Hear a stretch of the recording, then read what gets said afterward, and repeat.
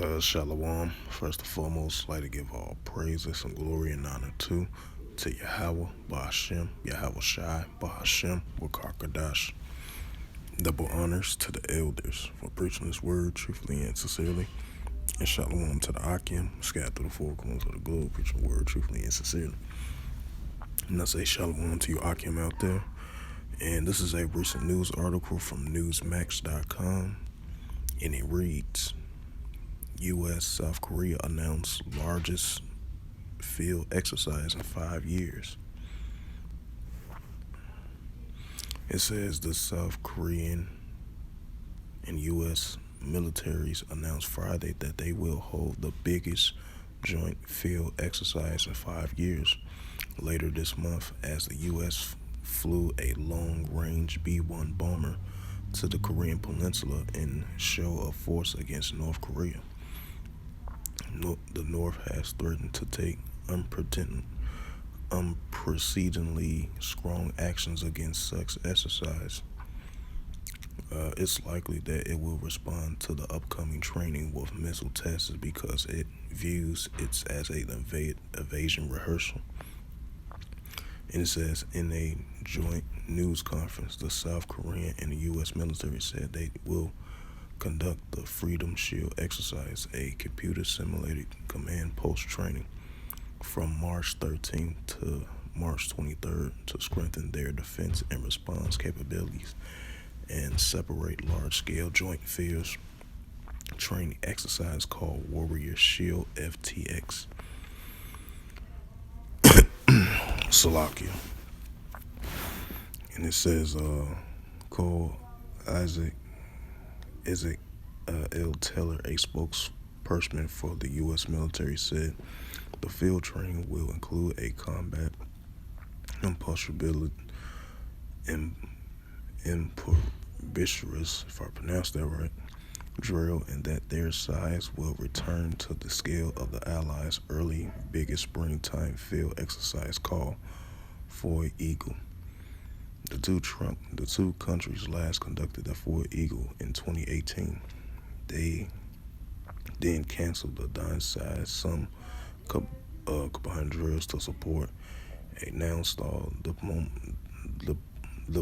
diplomacy with North Korea and guard against the you-know-what-19 demic. Recently, however, the two countries have been expanding their joint military exercise in the face of an involving North Korean nuclear threat. Friday's deployment of the U.S. B-1 bomb was the aircraft's first such flight over in joint aerial training with South Korea warplanes since February 19. North Korea is highly sensitive to the deployment of the B-1Bs, which are capable of carrying a large conventional weapons payload. Is responding to the previous flights of multiple B-1Bs by launching two short-range missiles the next day. South Korean Defense Ministry said the use of a B-1B demonstrates the U.S. determination and ability to use the full range of its military capability, including nuclear, to defend its allies. North Korea test fired more than 70 missiles last year, the most ever in a single year, and several more this year. Many of the missiles were nuclear capability weapons designed to strike the U.S. mainland and South Korea, and Japan as well too. It says North Korea has also threatens to use its nuclear weapons preemptively in a potential conflict with the United States and South Korea. The United States have warned it that the use of nuclear weapons will result in the end of their regime. In January, Defense Secretary Lloyd Austin said the U.S. will also increase its deployment of advancing weapons such as fighter jets and bombers to the Korean Peninsula. And last month, North Korea Foreign Minister warned that the United States and South Korea will face unprecedentedly persist and strong counteractions if they carry out planned military drills this year. that the North regards as preparation for an aggression war.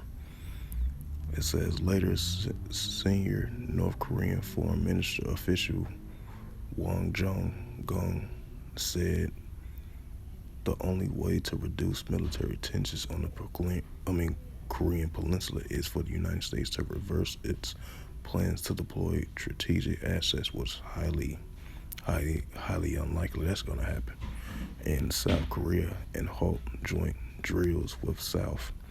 He said if the United States continue its hostile and provocation practices against North Korea, it will be regarded as a declaration of war. North Korea has previously issued similar rhetoric in the times of animosity with the United States and South Korea.